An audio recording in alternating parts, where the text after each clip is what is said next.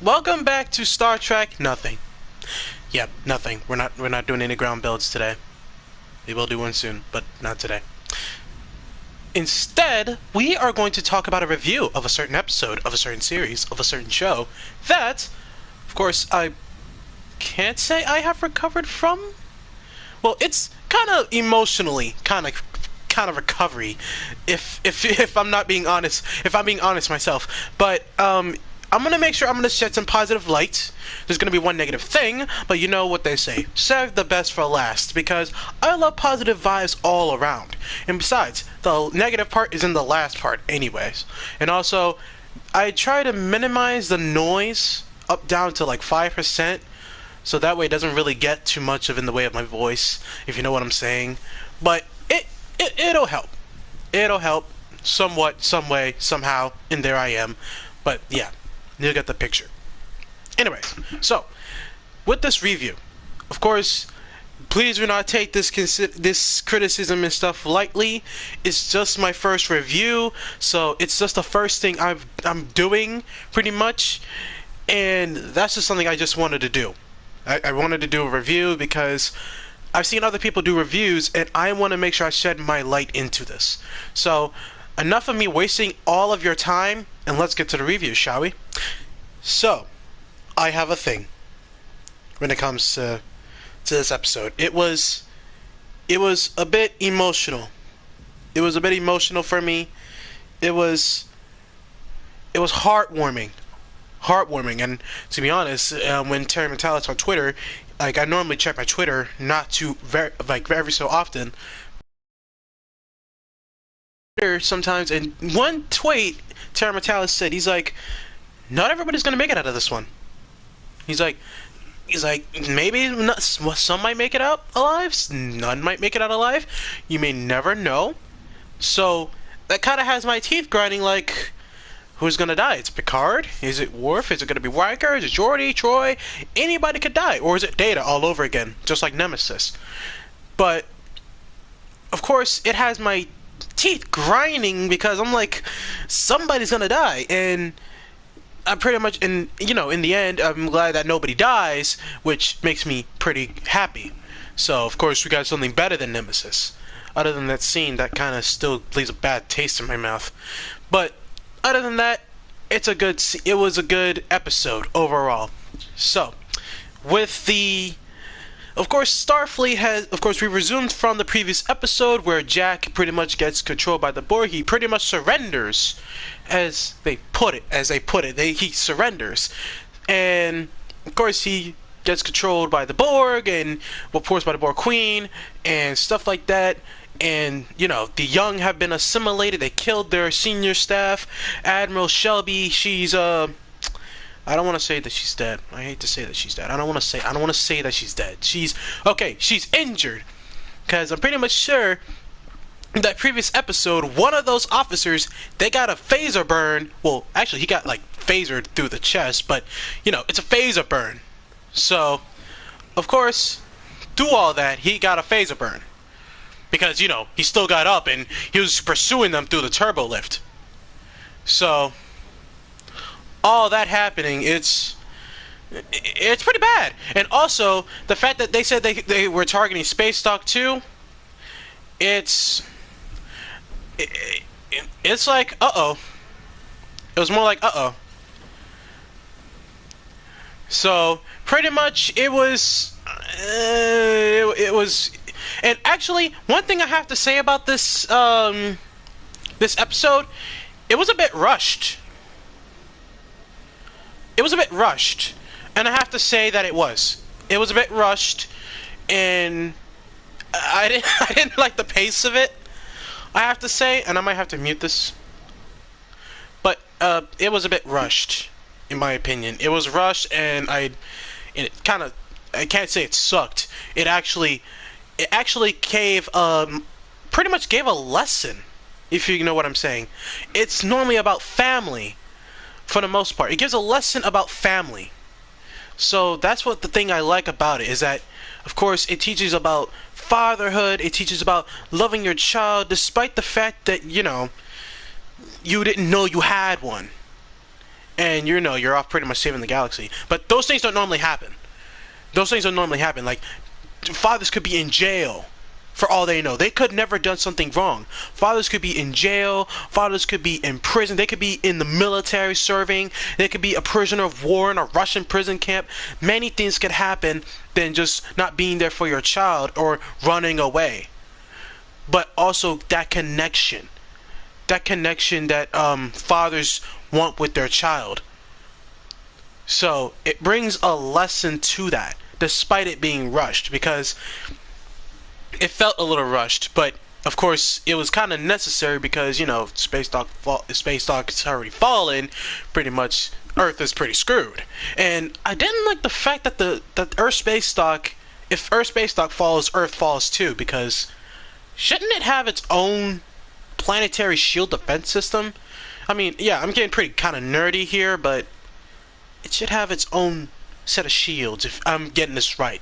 If I'm gonna pretty much set the nerd aside and say Earth should have its own set of shields, space dock should have its own set of shields, and with that, it just didn't make any sense. It just didn't make any sense. In my opinion, it didn't make any sense at all. But other than that, it was pretty good. And another thing, the way that the Enterprise D maneuvers. I've been watching The Next Generation. I've been watching Voyager. Those two have been my favorite episodes. Those two have been my favorite shows so far. And and so far it's been like, I didn't know the Enterprise D can maneuver like that. I mean, when it went into the cube, of course they had no choice to destroy from within. I'm yelling, "Oh, trench run! We're doing the Star Wars Return of the Jedi kind of stuff." So, of course, yeah, that's pretty cool. We're doing the Star Wars Return of the Jedi. And that works for me. It's just the fact that the ship maneuvers. I'm like, huh, I didn't know it could do that. All those years ago and all those times in combat, it could have done that. But at the same time, DS9 showed that, of course, the Galaxy-class ships are not the ones to mess with. They're the type of carriers that you would pretty much see in Midway that you don't want to mess around. Or, I'm pretty much sure it's a type of, like, how do I put this? It's like a dreadnought carrier, for instance, because it carried fighters in DS9 during the I believe it's the, I don't want to say it's the Battle of Chintaka, but it was the battle to retake DS9. So during that battle, it pretty much, it kind of gave an edge, to say the least. So it kind of gave an edge, and that was pretty much before the Romulans came, and of course, well, the Klingons, they joined later on, but of course, it was the Federation versus the Dominion and the Cardassians. And, that was before the Battle of Chintaka and the Defiant and all those events, the Battle of Chintaka. So, of course, yeah, nerdy time from there. But the point is, the Enterprise D moves very slowly. It moves very, very, very slow. I mean, not at warp, but it moves like battleship kind of slow.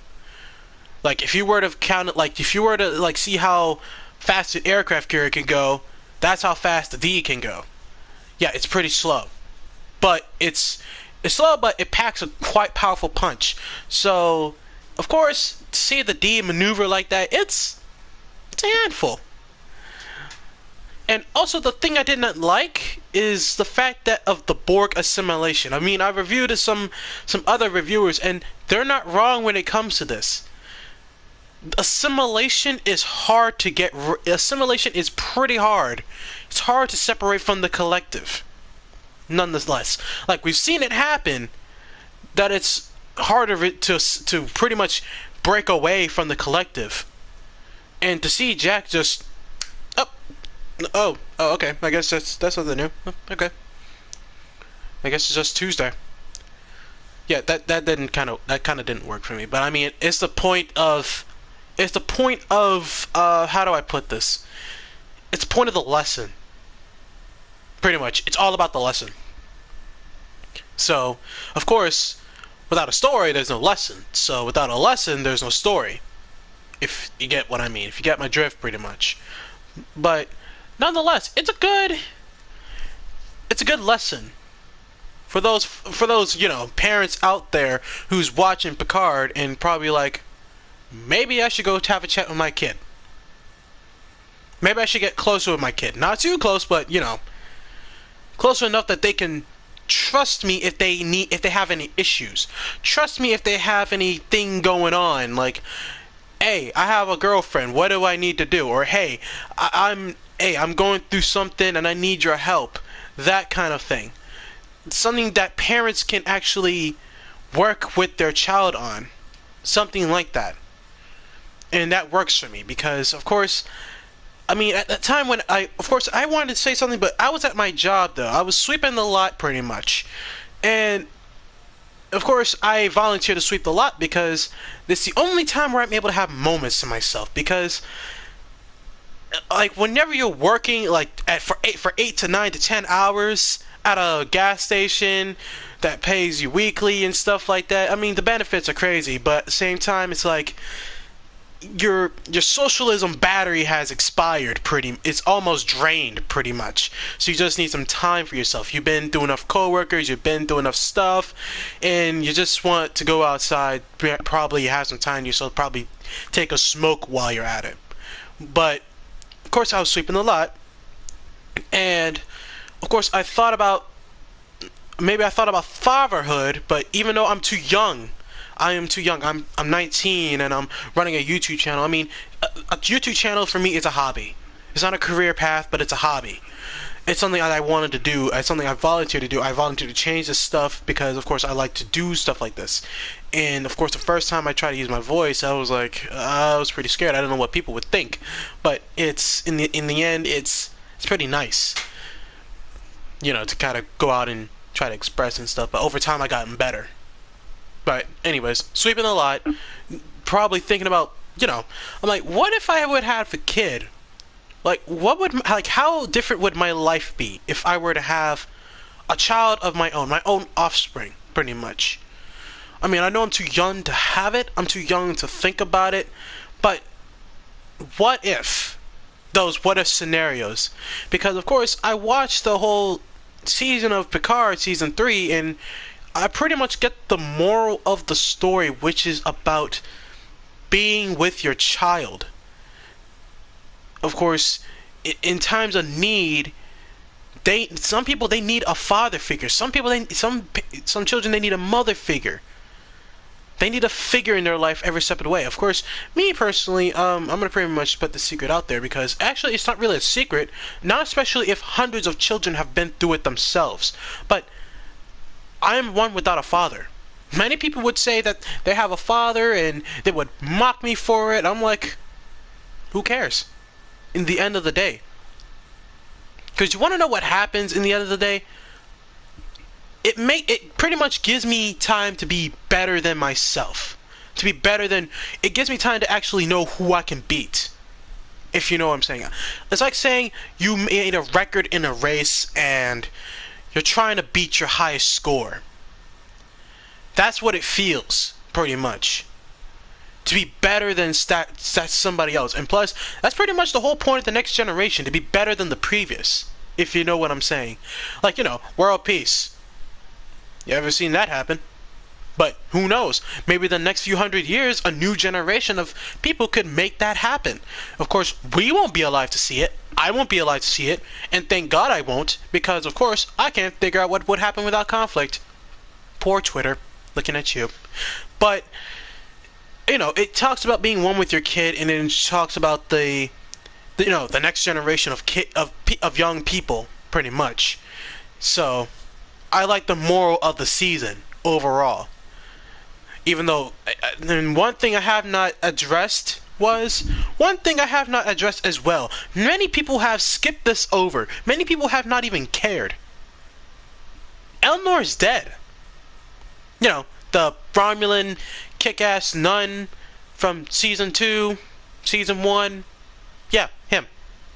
Of course, he was stationed on board the Excelsior, before all the events of Q and the Confederation, my beloved, and all the other events that has happened. Yeah, Eleanor's freaking dead, and no one gives a damn.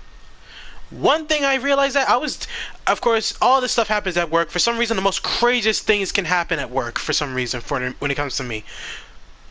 But I realized that, of course, I was making transactions and stuff, and I just realized something. I'm like, The Excelsior, Eleanor was on the Excelsior, but the Excelsior is gone. So technically, Eleanor's dead. Well, that's something to look. That's something to look at, because he's dead, and that's not great. So he's I guess R.I.P. then. Also, since since Shelby got stunned, and she was on the Enterprise F when it happened, press F to pay respect. Hmm. Hmm. Yeah. No. Yeah. I'll see myself out later. But anyways, but yeah, Eleanor died. No one cared. I mean, I didn't. I mean, almost everybody forgot who Eleanor was, pretty much. I forgot who Eleanor was until, like, later on in the season, and then I was like, oh, I don't know what to say about that. I don't know what to say. Anyways, moving on. Now, I know one is going to be a criticism, but the Enterprise G. Many Star Trek Online players, such as myself, this leaves a little bit salty in my mouth because we got the Enterprise F. It's like, I think it was like one of those things where it's like, oh, there it is. Oh, there it goes. Just like Laris. Oh, hi Laris. Oh, bye Laris. That was all the way in episode 1. So I'm pretty much sure nobody talked about Laris. Nobody cared. Nobody cared to ask. Well, actually, a couple people did, but they're like, "Where's Laris?" And they're like, I don't know. She's probably on Mazadi Prime. I don't know." But that's kind of like a criticism because the lack of Laris we get, pretty much, and that was like for what, 2 seasons? Yeah, that's kind of like overused, pretty much. But anyways, yeah, the F. Most of us were kind of like, why did you give us the F just to throw it away? You put it on screen, then rather than just throw it away, I'm like, you know what? Might as well you make the F something else than just take the ship from us and then try to say it's quote unquote canon. Of course, this is gonna be a mini rant, so I'm sorry. And it's it's kind of better with it not on Twitter, and of course YouTube doesn't really care much when it comes to rants. And I could talk about Maury Calliope being a shit rapper for 7 hours, and YouTube wouldn't care about that because I'm one of the 8. Because it's just a prime example. It's just a little example because if I were to say that Maury Calliope is a trash rapper for 7 hours, would YouTube care? No, because they don't. And plus, who would?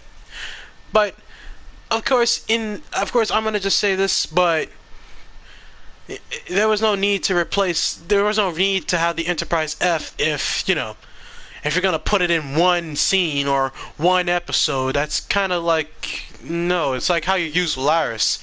Oh, hi Laris, bye Laris. Hi Enterprise F, oh bye F. So it's pretty shit.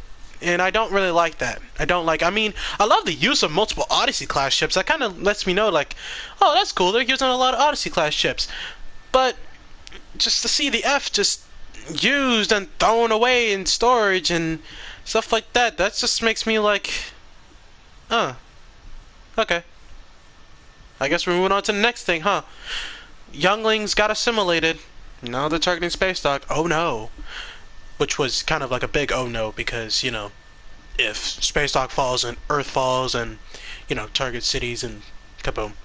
But one thing I kind of realized that kind of stands out, it's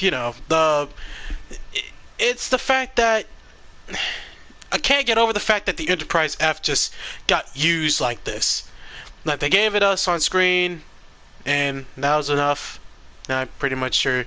I'd just rather leave STO non-canon, which gives us creators, us creators of our own little Star Trek miniseries, some space and some room to, like, make our own little pocket universe on, like, Like, for example, for me, I'm pretty much the director of Star Trek Endurance. There's nobody else but me, myself, and I, executive producer, costume designer, all this other shit. Uh, yeah, me, pretty much. Well, there's my crew, but yeah, that's something else.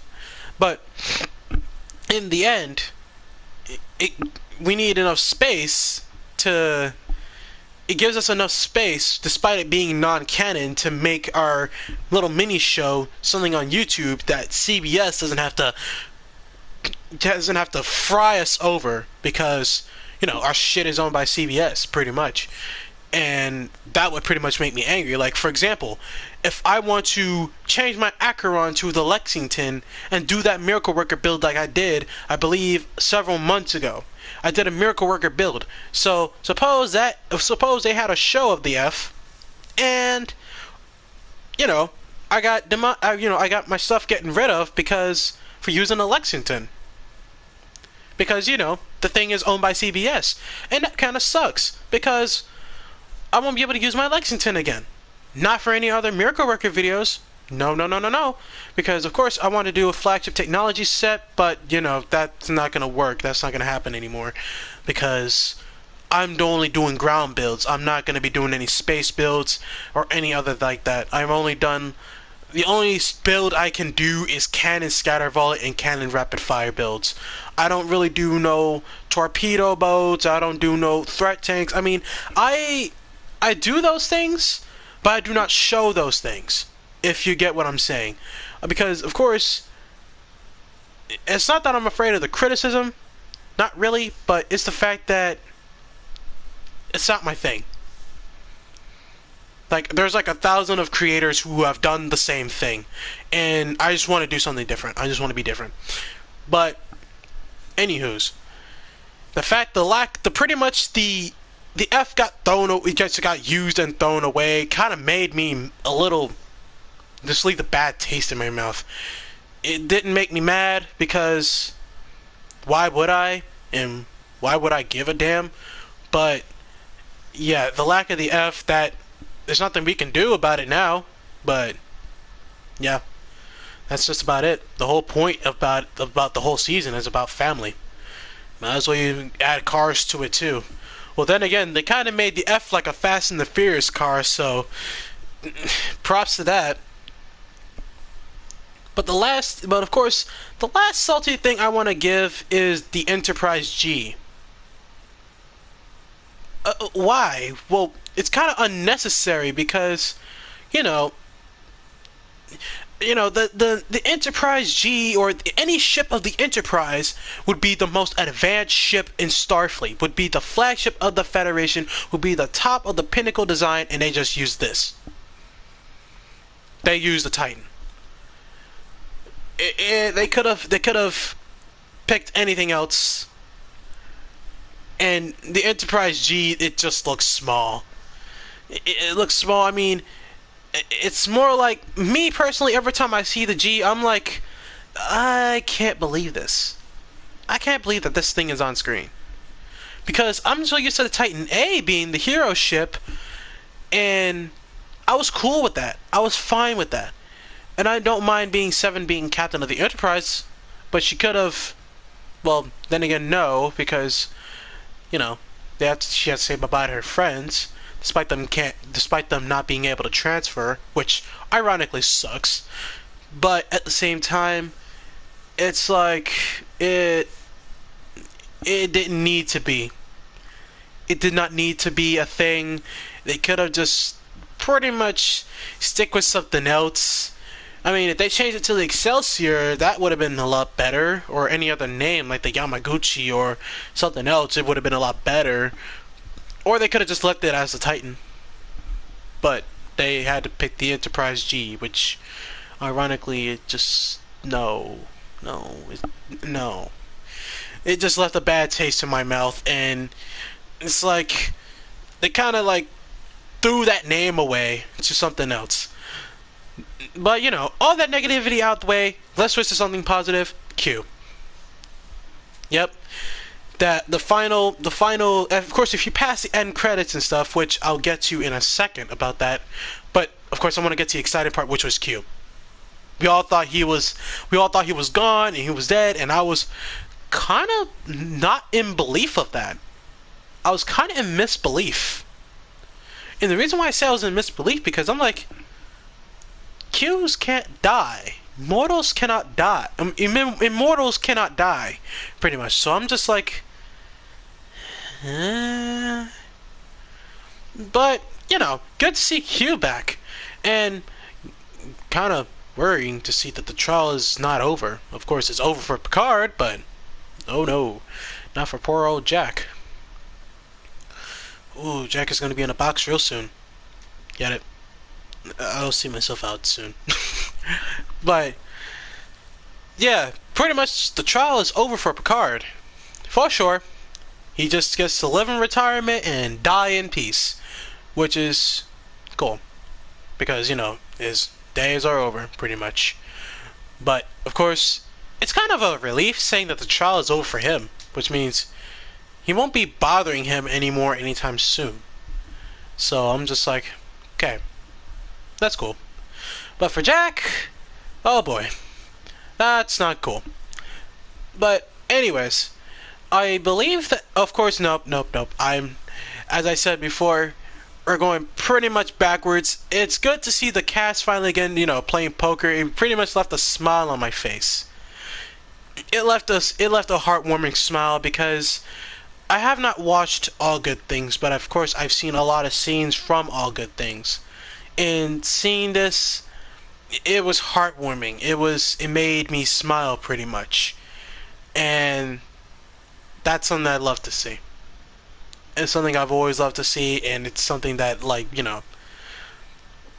it's pretty much the better ending. It's pretty much the better ending than Nemesis. I hate to say it, but it's a better ending than Nemesis. But I believe that's it for the review of this episode. I will pretty much be doing a little bit more stuff like this if I have the time. Though it's just my first time doing this stuff, so I said expect a 50-50, a little bit more, a little bit less, depending on the day, pretty much. Because, today was my day off, and I thought maybe I could, get this out the way, get this knocked out. But other than that, it's a pretty solid episode with a good solid lesson. Despite me not being a parent, it made me think about having a child, which in my sense, I hate to say this, but I do not like children. I don't like children. And the reason why I don't like children, it makes me even want to question, all the pedophiles out there. I'm like, what made you like children? I understand body is everything, but no, it's not for me. It's not really for me, and no. I just don't like children because my experience with children, and of course I told you guys, I think I got depressed working out of Taco Bell for about a month, and I was on the verge of, kind of going sayonara off a bridge. Yeah, kind of going smell you later off a bridge. And that was before me and my girlfriend met and stuff like that. That was before all that. I pretty much wanted to smite myself off a bridge, and I would pretty much was ready to just smite myself with a knife to my chest. And it was to that point. But at the same time, I found an escape, and I took it, and I was like, screw it, I'm done. I'm not doing it. And as soon as I got my job at QT, it has gotten better. And I'm glad I'm far away from those kids, because ever since they pretty much made my life a living nightmare. And even before them, I didn't like kids in general, because as I have seen it for myself, I have seen that generations and generations of kids are getting worse by the minute. And if I ever have a kid who's just like that, yep, the zoning is right around the corner, and child services is also around the corner. Sure, they'll do great things one day, but I won't be around to see them. I won't be around, pretty much. But nonetheless, I just don't like kids. course, that perspective may change. It may vary, but other than that, I don't like kids. I don't like kids. I don't like working with kids. I don't like being with kids. I don't even know. I don't like talking with kids as much as I like being with kids. And I'm pretty much sure, like on the weekends, I try to avoid my job because it's nothing but kids. And I like working with adults because they're more relatable to talk to, and stuff like that. It's happiness all around. But of course, back to the topic. Solid episode. Good of course, it has a good. How should I put it? It has a good moral of the story or moral of the season, which is pretty good. Now, I pretty much might be back for Strange New Worlds because, of course, we're gonna get that next month on the 15th. So, of course, I can't wait for that. Now, depending on the mood and depending on if this ever, gets a certain amount of views and stuff like that, it kind of all varies. So, of course, I will see you guys next time, and goodbye.